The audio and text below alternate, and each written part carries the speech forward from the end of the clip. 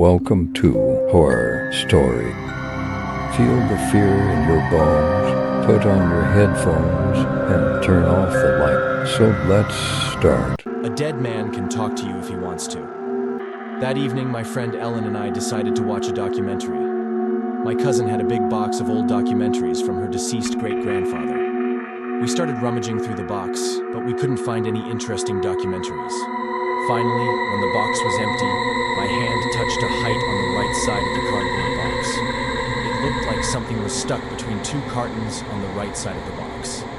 I tore the box and looked at the height. It was a CD case. It was labeled The Lives of the Dead, an ordinary documentary.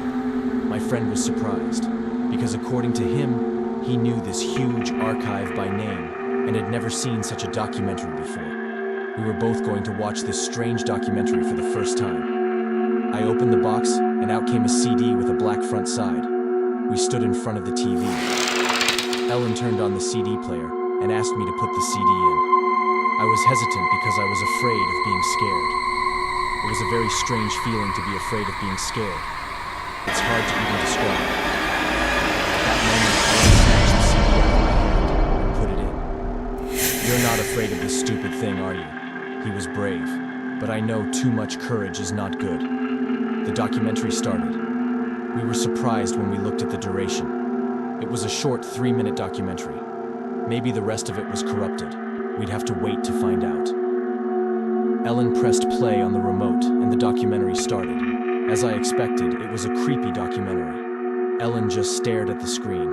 Photographs of graves and corpses flashed across the screen. My heart was about to burst. Even Ellen's bravery wasn't enough. At 30 seconds, just as Ellen grabbed the remote to turn it off, a voice began to speak. "The dead are not as dead as you think. When they die, they continue to exist in other dimensions of life. A dead person can talk to you if they want to." It was really nonsense. Ellen had had enough of this nonsense and turned it off. That was a disgusting documentary. "I'm going to the restroom." When Ellen went to the restroom, I was alone in the room, and I glanced at the clock. It was 8:20.